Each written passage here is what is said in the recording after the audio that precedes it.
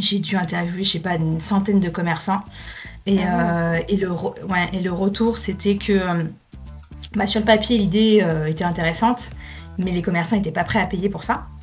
Pour moi, être ambitieuse et être maman, c'est tout à fait possible. Si j'aurais pu moi aussi dire cette phrase en laquelle je crois profondément, elle n'est pas de moi, mais de mon invité du jour.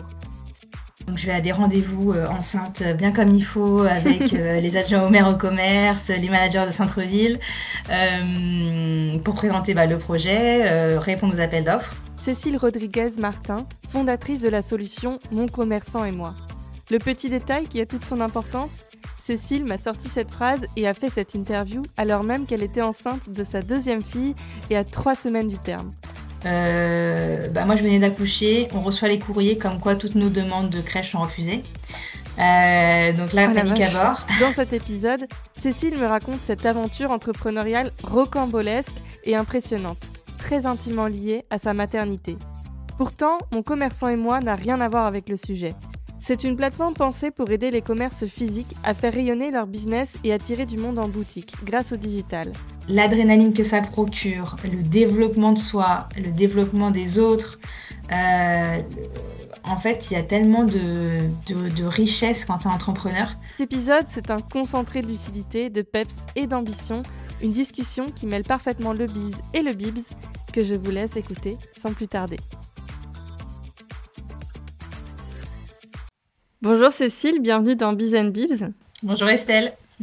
Alors Cécile, tu es la fondatrice de Mon commerçant et moi, une application qui renforce le lien entre les commerçants locaux et leurs clients. Et avant de te lancer dans cette aventure, tu travaillais comme responsable marketing, mais c'est un licenciement économique qui a été le déclic pour changer de voie. En 2021, c'est alors que tu entreprends que tu tombes enceinte et tu découvres le mompreneuriat. Et aujourd'hui, tu es enceinte de ton deuxième enfant tout en continuant de développer Mon commerçant et moi. Alors félicitations, c'est pour bientôt, c'est ça? Bah oui, écoute, je suis à 3 semaines du terme, donc c'est incessamment sous peu. Ah bah là, tu es la meilleure incarnation de la mère qui entreprend, mais jusqu'au bout, quoi. À fond les ballons. Exactement. Et alors, comment ça va? Comment tu te sens? Écoute, ça va plutôt bien. Le mois d'août a permis aussi un peu de temporiser.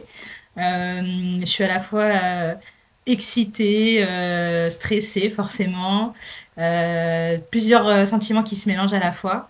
Mais c'est génial, enfin voilà, de pouvoir là offrir une petite sœur, du coup à ma première fille, Trop voilà, chouette. c'est trop bien. Et alors, donc justement, tu as entrepris, tu as commencé Mon commerçant en moi, tu étais enceinte de ta première fille. Comment est-ce que Mm. tu vis cette seconde grossesse par rapport à la première où tu étais vraiment en lancement de projet et là, Mm. l'application est un petit peu plus installée. C'est quoi les Mhm. différences entre ces deux grossesses?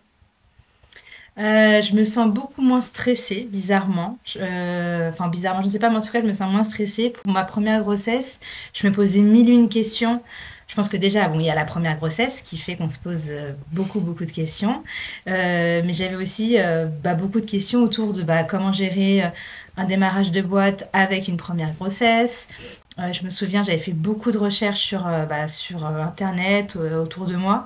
Donc c'est là où j'avais découvert du coup le terme mumpreneur à l'époque. J'avais essayé d'écouter tous les podcasts ou toutes les ressources possibles pour essayer de me rassurer et de me dire que ça allait bien se passer.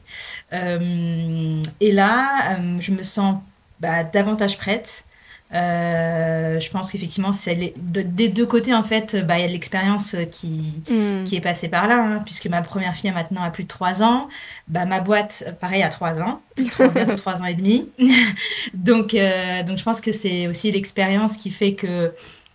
Et puis on se dit, enfin moi je relativise. Je me dis ça passe tellement vite, c'est une période Hmm. tellement courte que finalement en fait ça va le faire. Enfin il Ouais. faut rester positif quoi. Peut-être qu'avec le recul, tu te rends compte aussi de choses sur lesquelles tu stressais pendant la première grossesse, qu'en fait, maintenant, ça te fait plus stresser, ou tu sais aussi les erreurs que tu as pu commettre et du coup, tu les anticipes peut-être un petit peu mieux.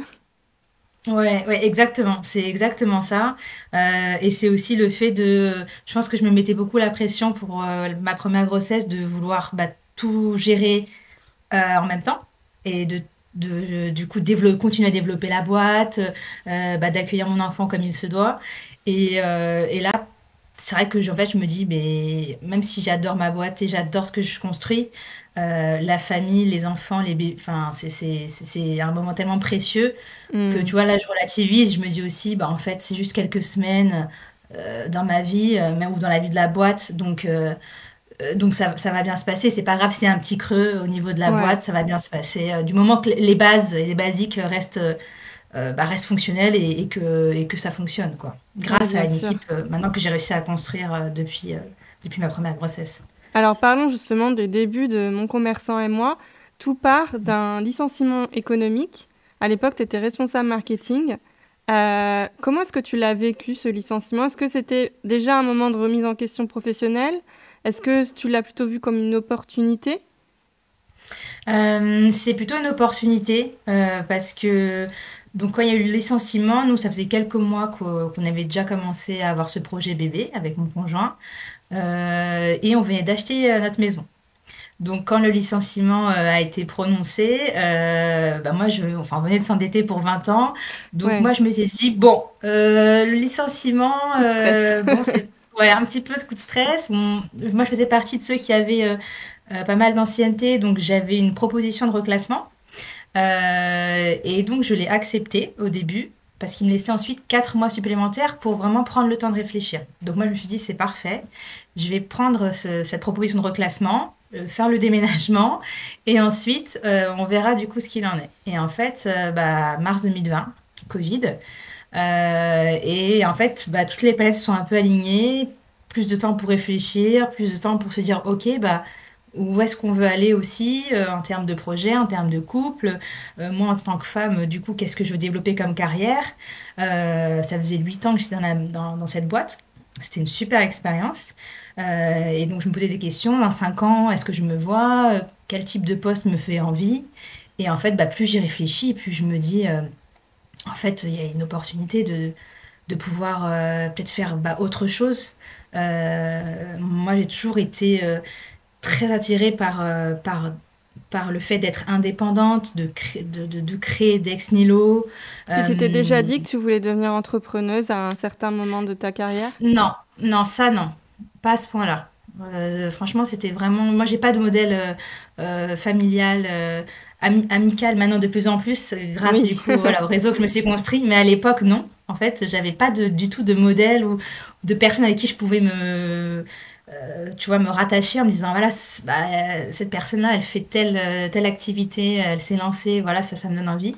Moi, j'avais pas ce réseau-là, cet entourage. Et donc, bah, en fait, c'est vraiment ma propre réflexion, plus bah, du coup celle de mon conjoint. Et en fait, on s'est dit, bah, c'est le moment en fait.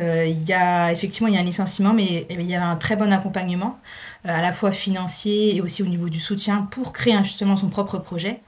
Ok. Donc je me suis dit voilà, c'est pas 2 fois que ça va arriver Hmm. dans ma vie. Donc en fait, ça a été vraiment l'opportunité de pouvoir se lancer. Donc moi, j'ai quitté la boîte fin juillet 2021. 2020, pardon. Fin juillet 2020. Et Et je le suis tombée Covid t'a enceinte inspiré. début août 2020. Ah oui, donc c'est vraiment, comme tu dis, l'alignement des planètes, Ouais, quoi. Et ouais, alors, ça a été. Ouais. cette idée de Mon commerçant et moi, j'imagine qu'elle a été encore plus amplifiée par le Covid, la période actuelle que vous viviez, c'est Exactement, ça? Hmm. exactement, exactement. Moi, mon conjoint, en fait, vient d'une famille de commerçants. Donc, ses parents tenaient une boulangerie, pâtisserie. Beaucoup de personnes de sa famille sont commerçants dans différents domaines. Moi, donc, ça faisait plus de 10 ans que je faisais du marketing digital, donc plutôt pour des grands groupes. Et donc le Covid arrive, beaucoup de commerçants bah, sont fermés, ont du mal à continuer à vivre de leur activité. Et donc en fait c'est comme ça de fil en aiguille que bah, le projet s'est construit, le fait de discuter avec des commerçants, dire bah en fait si tu veux avant le Covid, beaucoup de commerçants voyaient le digital comme même plutôt un ennemi. Ils se disaient en fait c'est du e-commerce, ça va nous détruire notre emploi, notre boulot, on n'aura plus d'activité, le commerce physique va mourir. Et avec le Covid, En fait, ça a fait un retournement au niveau de la perception justement du digital et les Mmh. commerçants se sont dit, ah ben en fait, En fait, il y a les quelque commerces, chose. Mmh. et oui, on peut garder le lien avec nos clients et ils vont toujours revenir. Et justement, Mmh. le digital nous permet de se faire connaître, de communiquer avec eux. Et voilà, ça a été vraiment ce déclic-là aussi pour eux, de voir ça comme une opportunité. Mmh. Et alors cette idée, elle est née quand exactement? Tu quittes ta boîte en juillet. Est-ce que quand tu quittes ta boîte, tu as déjà cette idée-là? Alors oui, l'idée de départ, c'était donc de créer en fait une marketplace pour mettre en relation donc les commerçants de proximité et les clients, et donc de faciliter les achats chez eux. Si tu veux, c'est de créer un Amazon du commerce local et de se dire que justement au lieu d'avoir le réflexe d'Amazon, bah, en fait les commerçants ils ont plein de produits, ils ont plein de savoir-faire, mais juste ils n'ont pas le temps ou ils n'ont pas les connaissances pour communiquer dessus. Et donc c'est de leur offrir une plateforme clé en main, et d'avoir une seule porte d'entrée pour faciliter les achats chez eux. Donc il y avait plusieurs choses. Il y avait aussi une carte de fidélité qu'on voulait intégrer à l'intérieur, le partage de bons plans. Et donc c'est comme ça qu'on a démarré en tout cas le projet. Depuis ça a évolué dans la forme, mais le comment, le pourquoi, il est toujours Mmh. resté le même. Et alors, tu commences à vraiment les prémices de Mon commerçant et moi et tu tombes enceinte, en fait. Exactement, exactement, parce que je tombe enceinte donc en août 2020. Là, j'ai quelques mois devant moi grâce donc au licenciement économique pour être accompagnée pour justement travailler le business plan, bah, sonder justement les commerçants, créer la boîte, créer la plateforme aussi, Marketplace. Donc, moi, je le crée en no-code. Je me débrouille toute seule du coup pour le créer parce que j'ai pas de connaissances dev. Ah ouais. Mais je découvre le no-code Donc au lieu et en fait finalement de te faire ouais, peut-être un petit peu peur sur ton avenir en mode, «Je suis enceinte, mais peut-être qu'il faut que je retourne vers le salariat», au contraire, ça t'a donné encore plus la motivation de te ouais, lancer et de faire ton propre projet? ouais, exactement. Ouais, moi ça m'a fait un vrai coup de boost. Et puis limite ça m'a donné une deadline, tu vois. Je me suis dit ok, Mmh. bah le projet ça y est, il est là, il est Challenge concret et on était accepted. c'est ça. Et on était super contents parce que ça faisait voilà quelques mois qu'on était impatients que ça arrive. Et donc là on s'est dit ok, bon en fait maintenant il y a une deadline, et donc on va tout faire d'ici là pour bah, démarrer, et commencer vraiment à générer du business quoi. Mmh.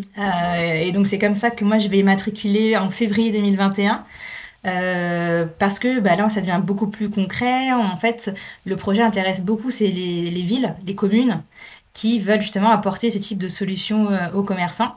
Et donc il y a pas mal d'appels d'offres à l'époque pour que bah, les villes construisent en fait une marketplace locale, pour que les habitants de Paris, de Saint-Denis, voilà, on avait des discussions avec plusieurs villes, bah, puissent faciliter les achats chez les petits commerçants. Et sinon, j'aurais attendu, je pense, d'immatriculer encore un petit peu. Mais voilà, comme il y avait des appels d'offres, Mmh. forcément, là, c'est très protocolaire. Donc voilà, on a commencé en février 2021 pendant 3 mois. Donc je vais à des rendez-vous enceinte bien comme il faut avec les adjoints au maire au commerce, les managers de centre-ville, pour présenter bah, le projet, répondre aux appels d'offres. Et en fait, on se rend compte que le projet va pas là où on veut aller, puisque bah, les villes veulent plutôt faire des mini marketplaces. Et donc nous on dit bah non justement c'est super dommage, le client enfin, il faut lui donner une porte d'entrée unique, et puis pour le commerçant il faut que ce soit beaucoup plus simple, qu'il ait beaucoup plus de visibilité. Et donc c'est là où on voit qu'on commence à avoir des divergences au niveau de l'objectif. Et on commence à avoir des refus, enfin on n'est pas sélectionné dans les premiers appels d'offres auxquels on répond.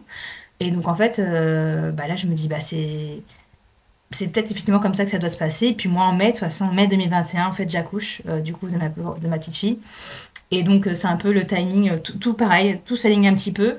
Parce que bah on commence à avoir des premiers refus. Moi je me pose de plus en plus de questions en me disant mais en fait c'est pas là où je veux aller non plus. Puis le modèle de travail avec des collectivités, c'est un certain business model aussi. Je me rends compte que ça colle pas avec ma manière de faire. Et donc en fait bah, j'accueille ma petite fille Alicia.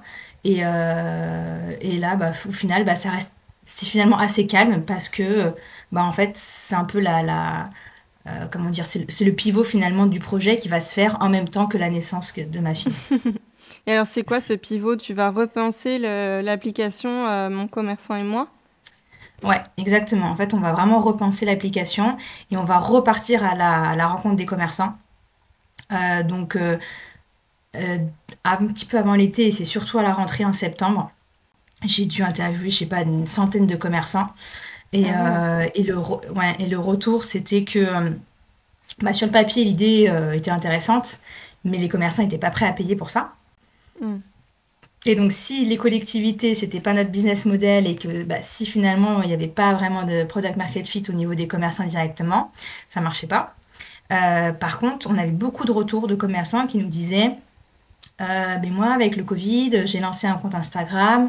Donc, bah, au début, j'avais le temps, mais maintenant, j'ai plus le temps. Est-ce que toi, tu t'en occupes? Est-ce que tu pourrais m'aider à le faire? Ou alors, j'ai vu que j'avais des avis sur ma fiche Google, mais je sais même pas comment y accéder, comment ça marche. Est-ce que toi, tu sais faire ça?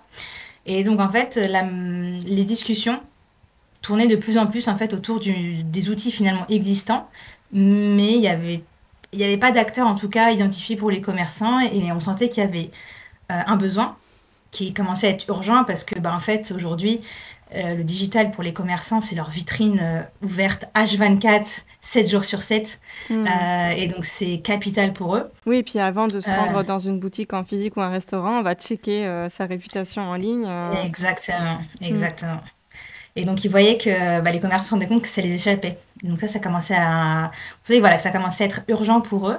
Et donc, bah, moi, ça retombait sur des compétences que j'avais. Et donc, c'est là où, en fait, j'ai commencé à pivoter. Et en fait, au lieu d'offrir donc un service de mise en relation via la marketplace, on a commencé, en fait, à tourner le projet sur plutôt le fait d'avoir une plateforme où déjà, ils vont pouvoir analyser leur réputation, analyser leur visibilité digitale et que nous, on les accompagne pour justement l'améliorer et être vus par leurs futurs clients pour attirer physiquement aussi des clients. C'était quelque chose de très important et cela est toujours Mmh. aujourd'hui. Aujourd'hui, on les aide à attirer du monde dans leur boutique, Ouais, pas à en développer le présentiel. e-commerce. Mmh. Ouais, Et exactement. alors tu dis Mm. «on» depuis tout à l'heure, tu as fait cette, Ouais. app avec ton conjoint? Ouais, alors effectivement, donc en fait, on est associés tous les deux dans ce projet. Et aujourd'hui, bon, aujourd'hui, je suis 100% opérationnelle et seule aux commandes parce que finalement, on a décidé garder plutôt un rôle, du coup, on va dire, de conseil et aussi pour la stabilité du foyer. On s'était dit, voilà, qu'ils maintiennent une activité salariée à côté. Mais toutes ces décisions-là, on les a prises à deux. Et donc on discute toujours sur voilà ces gros sujets-là, le recrutement, tu vois le développement commercial, voilà. Mmh. Donc c'est pour ça que je dis on et après dans l'opérationnel c'est beaucoup plus moi. Et alors comment enfin, c'est génial parce que du coup, ça a dû être un énorme soulagement pour toi de dire: «J'ai un soutien, qui est au sein de mon foyer pour continuer à développer ce projet-là, ne pas qu'il y ait une trop grosse pause», on va dire. Comment est-ce que vous êtes répartis les tâches justement avec, la naissance de ta fille, toujours, le développement? Est-ce que vous avez pris une vraie grosse pause tous les 2 et puis ensuite il s'est un petit peu remis lui, le temps que toi tu te remettes ou comment ça s'est passé? Bah, juste avant en fait la naissance de notre première fille, il a décidé en fait de passer à une activité salariée, lui. Il a fait un peu le chemin inverse de travailler au niveau en fait des grossistes, donc à Rungis directement. Et d'avoir un emploi du temps donc bah, beaucoup plus traditionnel, on va dire, du lundi au vendredi, ce qui n'était pas le cas avant, puisque avant il travaillait du mardi au dimanche, voilà, comme un commerçant lambda, j'ai envie de dire. Et donc à partir de ce moment-là, bah, ça m'a laissé moi beaucoup plus effectivement de flexibilité. Donc aujourd'hui c'est super bien réparti, c'est-à-dire que bah, moi c'est par exemple je suis du matin. Je m'occupe de tout ce qui se passe le matin parce que lui il commence à 5 heures. Donc moi le matin c'est moi et le soir c'est lui. Et en fait on est super complémentaires par rapport à nos rythmes de travail. Et ce qui fait que j'ai une grande flexibilité par rapport à ça. Donc oui, tu parlais de soutien, il y a le soutien dans le rythme, il y a le soutien dans l'organisation et le soutien aussi psychologique finalement, le Oui, bien fait, sûr. tu vois, d'avoir voilà, des discussions stratégiques, même s'il n'est pas dans l'opérationnel, Oui. c'est Il a super quand même précieux. été là au début, c'est avec lui qu'est née Mm, l'idée, donc il connaît bien en tout cas le exactement, projet et comme il a été commerçant, avant, il peut exactement. te donner aussi son point de vue Ah et oui, bah, surtout au début. Moi, je venais, tu vois, oui, d'un bien d'un sûr. grand groupe. Moi, je parlais à la grande distribution, aux grandes enseignes de pharmacie, donc avec mon anglicisme d'une boîte américaine. Donc moi, au début, il m'a dit, ouais, Cécile, on comprend rien ce que tu dis là. Les commerçants, ils vont rien comprendre. Donc il me remettait les pieds sur terre par rapport à la cible, et ça, c'était génial parce que Mmh. ça m'a permis, je pense, d'aller aussi plus vite grâce à lui.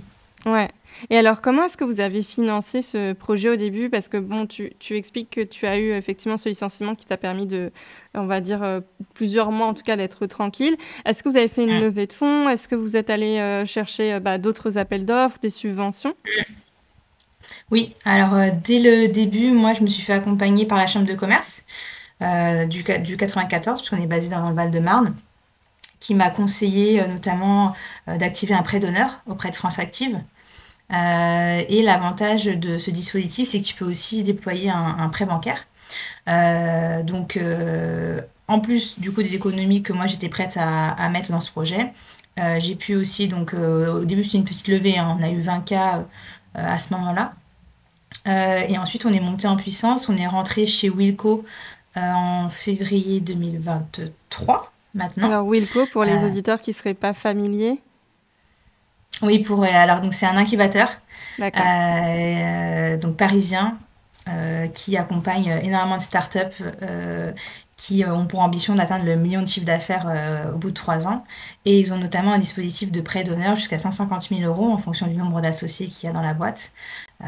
Et donc on a levé avec ce dispositif de prêt d'honneur 100 000 euros. Et donc ça a été aussi un vrai accélérateur financier. Pour l'instant, Mmh. on n'a pas mis sur la table l'option de levée de fonds equity, on va dire.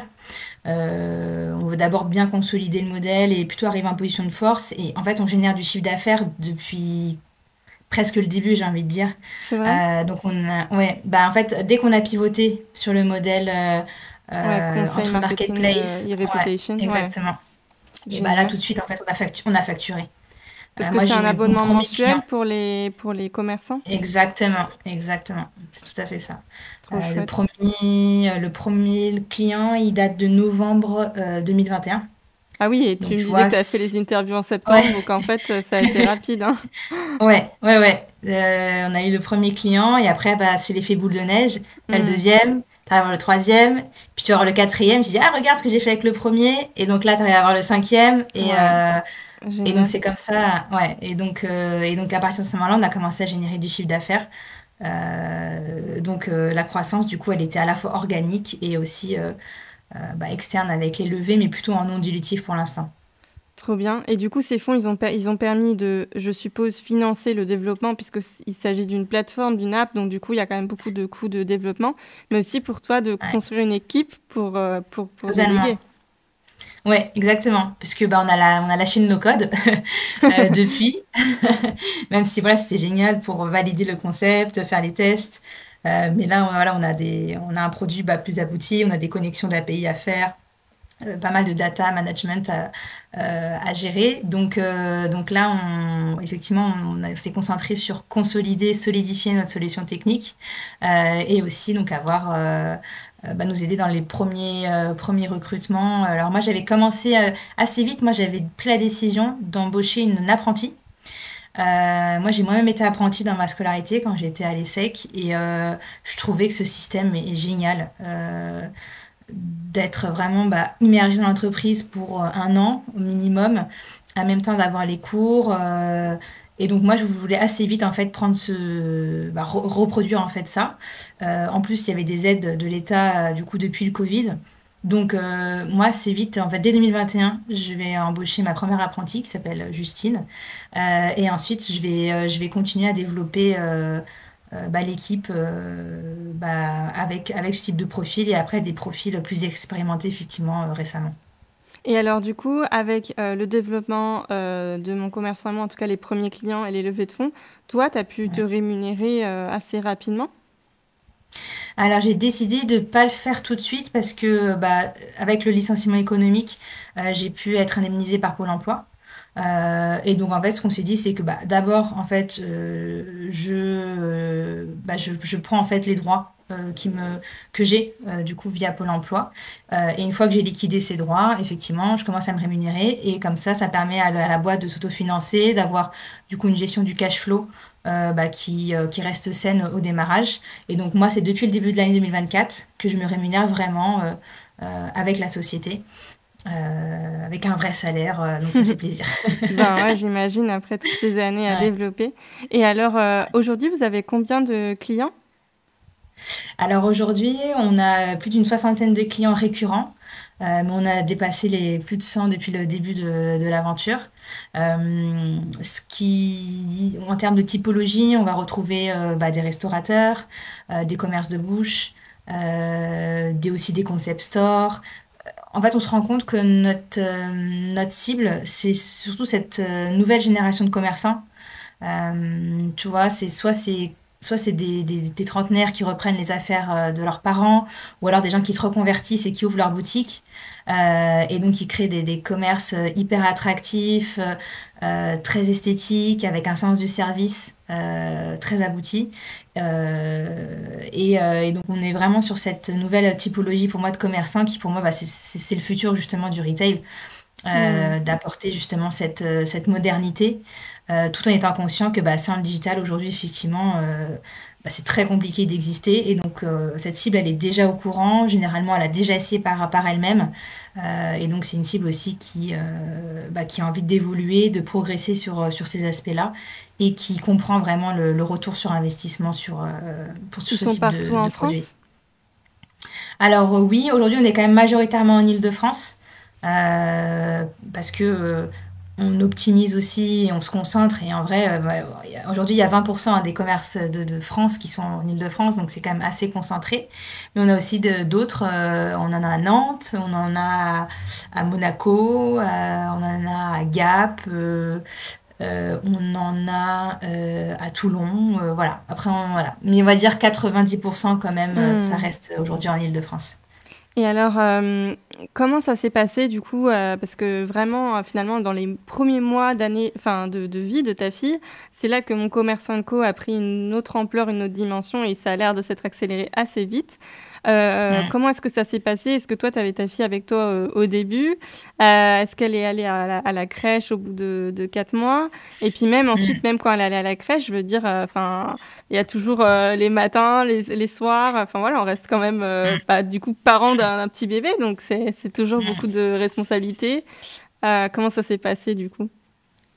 Enfin, moi je trouve que c'est la plus grosse difficulté pour moi dans la maternité en vrai. Je pense que c'est ça, c'est ce point-là. Moi je venais d'accoucher, on reçoit les courriers comme quoi toutes nos demandes de crèche sont refusées. Donc là, Oh la panique à vache. bord. Oh, Ouais. Ouais, et donc là, tu dis, ok, donc là, on est au mois de mai, au mois de septembre, il n'y a pas de mode de garde, comment on fait? Donc c'était vraiment la panique. Donc là, j'ai sollicité tout ce que je pouvais. Donc Internet a été mon meilleur ami notamment. Et donc en fait, on a trouvé une solution bricolage. C'est-à-dire que de septembre à novembre, donc pendant 3 mois, j'ai réussi à trouver une place dans une crèche privée, mais au prix d'une crèche municipale, qui était un peu plus loin de chez nous, mais voilà, ça faisait le job. Donc on savait qu'elle est que pour 3 mois. Et après, il y avait un autre enfant qui prenait donc la place, parce que c'était une crèche privée, donc c'était les autres ah qui avaient la ouais. priorité. Ouais. Mais on n'avait rien, donc moi j'ai dit ok, Oui, on va le c'est mieux faire. que rien. Hmm. Exactement. Et pendant ce temps-là, moi, je continuais à solliciter la mairie de ma ville en leur disant que je venais de créer mon activité, que mon conjoint n'avait pas non plus de dispositif de mode de garde avec son employeur. Donc, en fait, on était coincés. Et j'ai relancé, relancé, relancé. J'ai pas compté combien de fois je les appelais, mais bon, Madame je pense. Cécile Rodriguez, il devait savoir qui c'était à la fin. Oui, oui, je pense qu'ils savaient qui j'étais.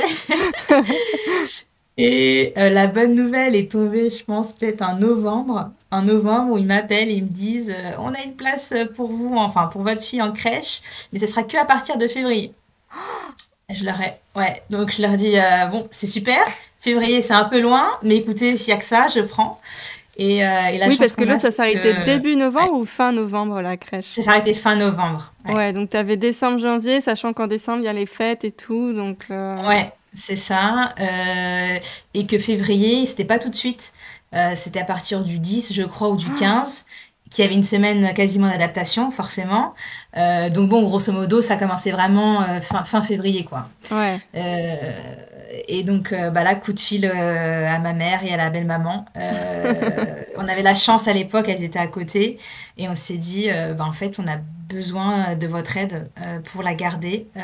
Et donc, on s'est répartis. Ma mère l'a pris tout le mois de décembre, ma belle-mère tout le mois de janvier. Donc, elles sont venues habiter chez nous. Voilà, pour bah, faire la transition, le temps que Alicia rentre Elles vraiment à la travaillaient pas crèche. toutes les deux? Non, non, non, c'est la chance, c'est qu'elles sont à la retraite et Ouais. donc elles ont pu bah, prendre le relais pendant cette période-là parce que Ah sinon ouais. bah je pense que bah j'aurais pas pu Oui, prendre comment tu l'activité, développes? mais tu vois ouais, c'est vraiment tout le moins décalé, tu vois, peut-être les après-midi, enfin ça aurait été vraiment différent. En plus bah Oui, oui, bah moi j'ai oui. commencé à avoir des clients à ce moment-là, donc c'était ouais. Bah, moi, je sais ce que c'est, hein. Là, mon fils, il a 7 mois bah, aujourd'hui. Il vient d'aller à la Ah crèche ouais, en septembre. Mais ça fait ah ouais. 6 mois, du coup, que je suis à 100% à la maison avec lui et que je développe des projets, des activités aussi. Donc, Bah bravo, hein, bravo. Franchement, franchement, moi je trouve que c'est hyper compliqué, hein. ouais. Enfin, Bah, c'est une après autre bon, peut-être ça dépend peut-être de organisation, hein. l'enfant. Oui, oui, Mm. je pense effectivement, c'est une autre organisation. Tu bosses quand le bébé dort. Bon, moi, elle dormait pas autant que ça. Mm. Et puis elle voulait tout le temps être stimulée. Donc moi, si j'étais avec elle, bah, j'étais Ouais, avec elle en fait. C'était très ouais. compliqué de faire autre chose à côté. Et après, au bout d'un moment, bah aussi toi-même, t'as un rythme, t'es fatigué. Oui, bah oui. Moi, je sais que si je dors en trop en décalé, le sommeil n'est pas de bonne qualité. Enfin, Mm. bon, voilà. Mais non, bah, franchement, ouais, bravo, Félix, enfin, d'avoir réussi parce que non, c'est vraiment, pour moi, c'est une des plus grosses galères de Ouais, la ouais, ouais, maternité. bah En vrai, ouais. c'est ça, hein. Et alors, comment justement tu vis cette seconde grossesse? Est-ce que tu t'es permis de prendre un petit peu plus de recul, enfin d'y aller un peu plus mollo, ou au contraire, c'est tout aussi intense, mais cette fois tu prévois de faire une plus grosse pause? Comment ça va se passer? Bah, c'est un bon point. Pour ma première, tu vois, je m'étais dit, bon, allez, au bout d'un mois, tout le monde m'avait dit, de toute façon, les bébés, au début, ça fait que manger et dormir, t'inquiète pas, tu pourras faire plein de trucs. Alors moi, c'était pas du tout ça. Et en fait, là, mon accouchement, il était très long. C'était un peu compliqué. Donc moi, en fait, au final, j'arrivais, même si j'avais envie, psychologiquement, physiquement, je pouvais pas faire autre chose pendant 2 mois. En fait, pendant deux Hmm. mois, mon corps, il y avait rien à faire. J'y arrivais pas. Donc, je m'étais dit, oui, ça, c'est bon, au bout de 3 semaines, un mois, je vais reprendre. J'avais écouté des podcasts, il y avait des nanas qui disaient, ouais, moi, au bout de 15 jours, j'ai repris le boulot. Mais j'étais, ok, c'est possible. Et en fait, moi, c'est impossible. Moi, c'était impossible pour moi. Et donc, je suis vraiment restée 2 mois où je n'ai pas bossé. Et j'étais tout le temps avec ma fille. En plus, moi, j'ai allaité. Donc, vraiment, ouais, moi, c'était impossible.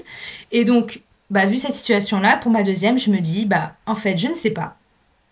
Je n'en sais Ouais. rien parce que je ne sais pas comment l'accouchement va se passer. Je ne sais pas comment la transition de l'arrivée d'un deuxième enfant se passe. Je ne sais pas comment la première va réagir. En fait, il y a trop d'inconnus. Donc, bah, comme je ne sais pas, je verrai. Et la Hmm. chance que j'ai, c'est que là, maintenant, j'ai une équipe. Je sais que je peux compter sur elle pour bah, la gestion des clients existants. Moi, je suis beaucoup plus concentrée aujourd'hui sur le développement commercial, sur le développement de la plateforme. Et donc, en fait, je me suis mise d'accord avec moi-même en me disant, bah, s'il y a un petit creux, il y a moins d'évolution pendant 1 ou 2 mois, bah, c'est OK.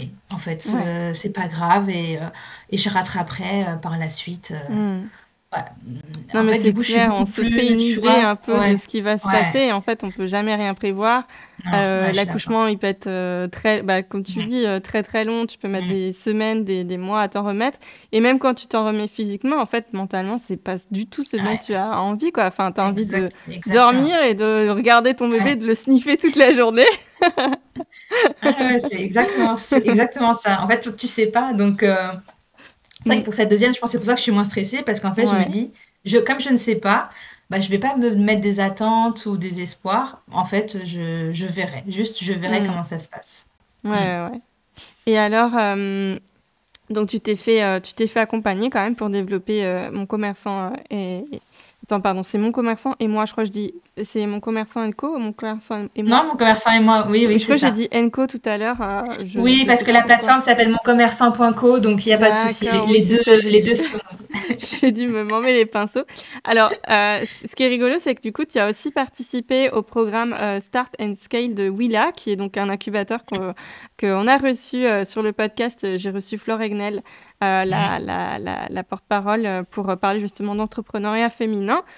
Pourquoi est-ce que tu as voulu rejoindre aussi Willa? Pour la raison que j'évoquais tout à l'heure, c'est-à-dire que j'ai pas d'entourage en fait entrepreneurial. J'ai commencé un petit peu à le développer à la fin du coup de mon activité salariée, puisque d'autres de mes anciens collègues ont lancé aussi leur projet, leur boîte. Et donc, je me suis beaucoup voilà, appuyée, on échangeait beaucoup avec eux. Mais finalement, ça se résumait à ça. Et en plus, moi, je veux entreprendre dans la tech. Déjà, voilà, donc un sujet qui est quand même nouveau pour moi, mais voilà, qui m'attire énormément. Et donc, je suis tombée. Alors, par contre, je ne sais plus du tout comment j'ai connu Willa. Si c'est peut-être via la chambre de commerce, mes recherches, qu'importe. Euh, Moi, ce qui m'a beaucoup plu, c'est l'approche effectivement de peu d'empower en fait des femmes dans l'entrepreneuriat, encore plus dans la tech. Parce que bon, quand on voit les chiffres, effectivement, alors ça s'améliore. Il y a de plus en plus de femmes qui prennent la parole et qui ont des super succès dans la tech. Mais en tout cas, cette approche, moi, m'a beaucoup plu et c'est pour ça que j'avais décidé. Donc, je suis rentrée avec le programme Start au démarrage. Donc, je suis rentrée, j'avais encore l'idée de la marketplace et je commençais à avoir mes premiers clients sur l'autre modèle. Et le Start m'a permis de me dire, OK, marketplace, en fait, je lâche, ça sert à rien. Je me tourne vraiment sur une application, voilà, plus type SaaS et marketing avec les commerçants. Et ensuite, comme ça se développait bien, ils ont programme effectivement Scale. Alors au début, qui était très tourné et qui est toujours très tourné vers la levée de fonds. Moi, au final, j'ai pas activé ce pan du programme. Par contre, j'ai beaucoup d'enjeux au niveau du développement d'équipe, au niveau du développement technique, développement commercial. Et donc, je trouvais que c'était une bonne suite et c'était complémentaire avec le programme de Wilco, dans lequel, du coup, on était en parallèle aussi. Du coup, ça t'a vraiment aidé en termes de réseau et puis en termes aussi de structuration de ton idée pour ensuite le faire monter en Ouais, puissance. pour moi, effectivement, c'est le développement du réseau, c'est le développement aussi des compétences, on va dire, en tant qu'entrepreneur. Donc, même si je pense qu'il y a des choses innées, il y a des choses qu'on doit apprendre.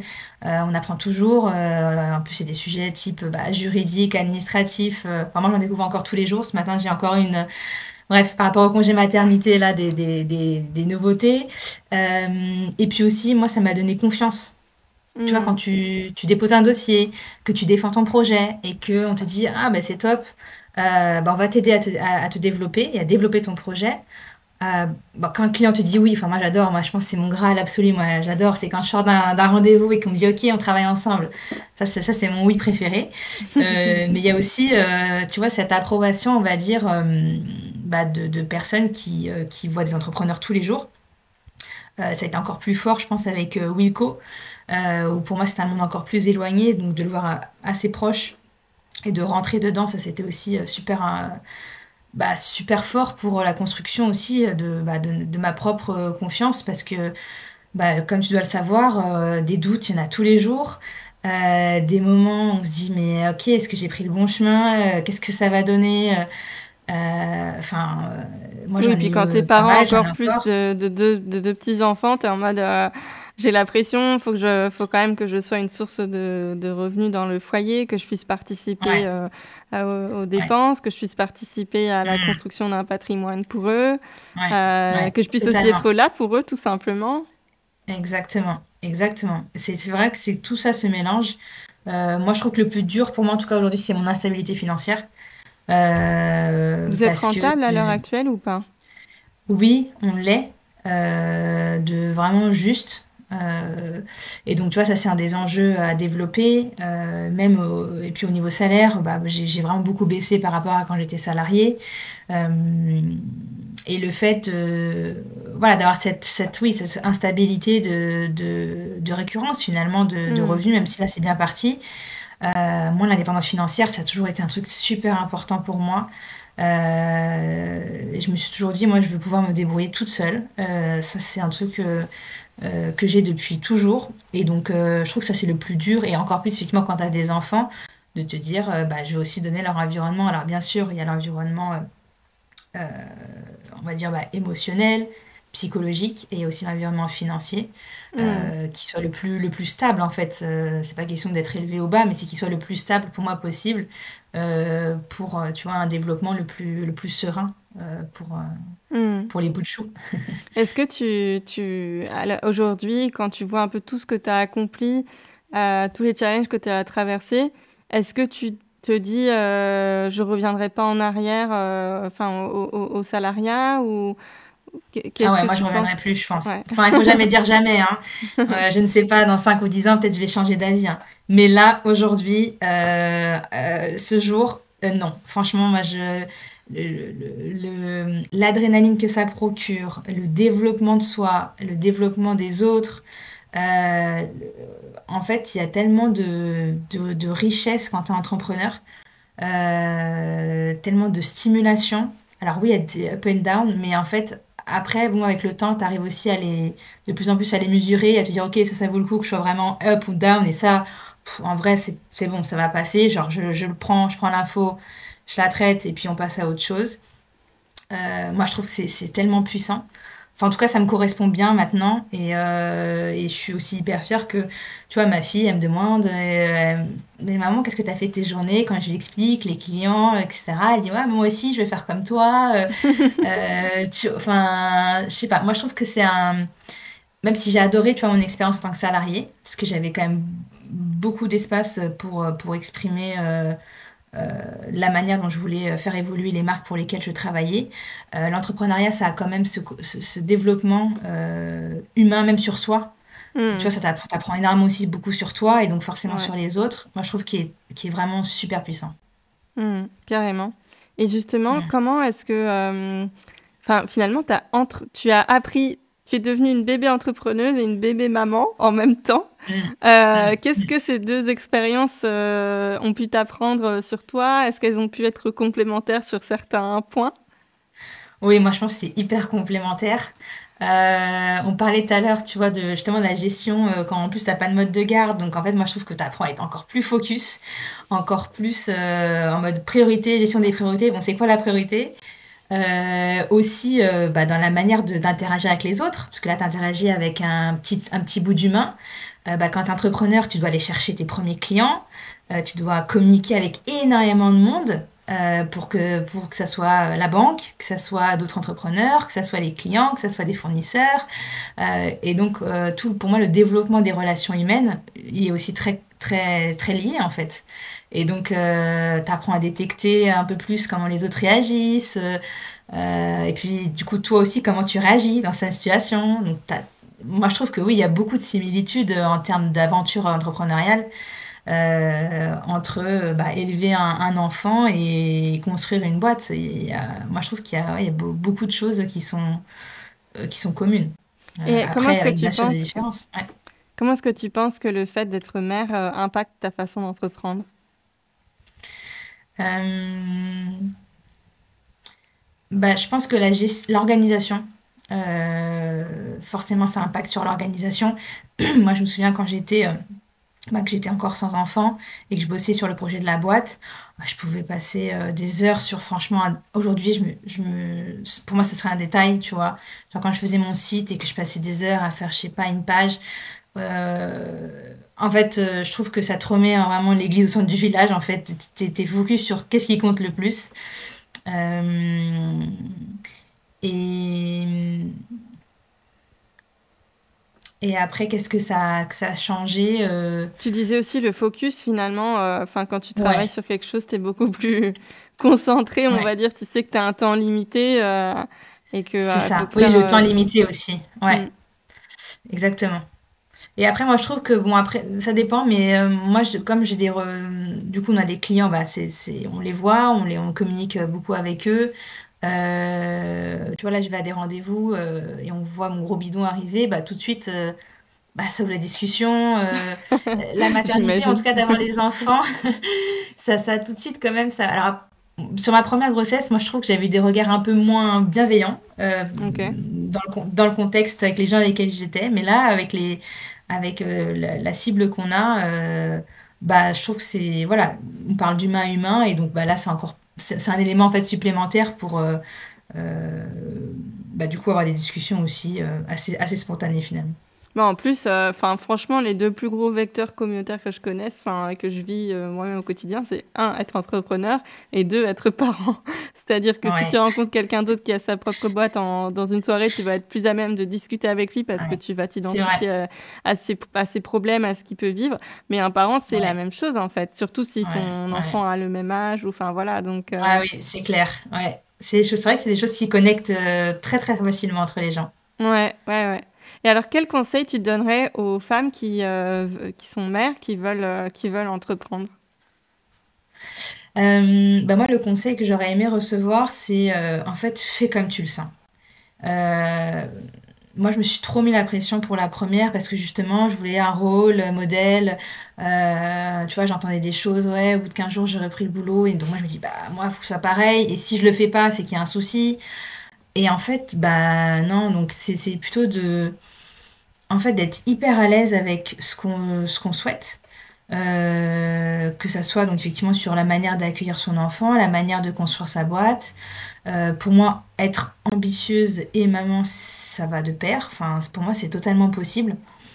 Et je pense que bah, avec toutes les personnes, toutes les femmes qui émergent aujourd'hui, c'est aussi un message, je pense, qu'il faut entendre. Souvent, moi, j'ai l'impression que quand une femme est entrepreneur, c'est parce qu'elle fait un projet autour justement soit de la maternité ou de la féminité.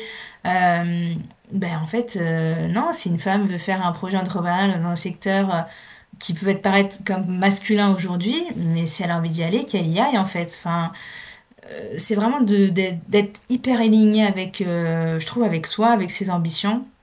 Moi, je sais que, en tout cas, pour moi, je suis convaincue, alors peut-être que encore je sais pas si c'est utopiste ou pas, mais en tout cas, moi, je suis convaincue que je peux continuer à développer. Moi, je veux vraiment construire quelque chose bah, d'important, une boîte voilà, qui est une solution qui soit vraiment reconnue, qui se développe. Je veux pas un petit projet, par exemple, et c'est pas le fait d'avoir deux enfants pour moi qui va me freiner. Au contraire, je trouve que c'est une force. Tu vois, ça l'a été Mmh. quand ma première fille est née, et moi, je suis convaincue. Que ça va être aussi Mmh. juste pour faire un parallèle, enfin ma maman elle travaillait comme femme de ménage, et donc bah moi quand j'allais avec elle les mercredis notamment après-midi, et que bon bah du coup je l'aidais à faire son travail, tu vois. Bah moi je veux que demain mes enfants, enfin mes filles là aujourd'hui, c'est ce que c'est deux filles, si elles viennent aussi avec moi, qu'elles se disent, ok, c'est possible en fait, si moi aussi je veux faire ça, mais si je veux faire autre chose, c'est aussi possible. Enfin, tu vois, et que finalement, c'est la valeur du travail pour moi enfin, elle est hyper importante. Donc voilà, le conseil, c'est vraiment de se faire confiance, je pense, relativiser sur, voilà, pas se mettre de pression, et que faut ne pas culpabiliser si finalement on se dit, ah, je pensais faire comme ça, et au final, bah non, j'ai pas envie de le faire comme ça. Bah c'est ok en fait. Je pense que c'est Enfin, en tout cas, moi, j'aurais bien aimé l'avoir entendu au début. Maintenant, bah, comme j'ai ma deuxième, je vais l'appliquer Mmh. pour justement être bah, le plus sereine possible. Et après, Mmh. toute une question de cycle. Tu vois, il y a des moments où tu vas être au top dans ton projet et que ça va cartonner et tout va aller super bien. Et puis, il y a des moments où peut-être bah, ce sera plus refocus sur ta vie familiale ou personnelle. Et voilà, du moment que tu es Mmh. aligné avec ça, moi, je pense que c'est le plus important. Ben, c'est top en tout cas, c'est super, super inspirant tout ce que tu dis et j'espère que ça pourra, aider, les autres entrepreneurs qui nous écoutent. Bon alors, évidemment, la prochaine étape dans ta vie, c'est d'accueillir ta seconde petite fille.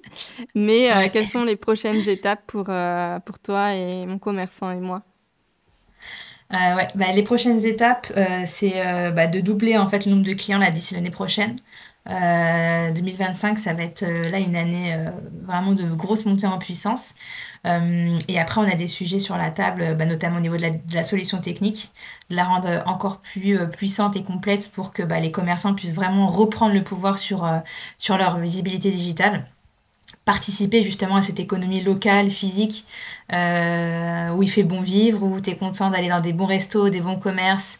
Nous, c'est ça qu'on adore au quotidien dans l'équipe, rencontrer ces commerçants et les mettre en avant. Il y a aussi tout un projet de rebranding, puisqu'on n'accompagne pas que des commerçants aujourd'hui. Et donc, l'objectif, c'est d'avoir un branding qui se reflète. Et puis, voilà, commencer peut-être à réfléchir à d'autres projets, d'autres manières de financer et de continuer de faire grossir l'équipe. Euh, pour moi, on est vraiment qu'au début du chemin, même si voilà, ça fait déjà 3 ans et je me dis, ouais, il y a tellement de choses, c'était long. En même temps, 3 ans, c'est court aussi, avec tout ce qui s'est passé entre-temps dans ces 3 ans.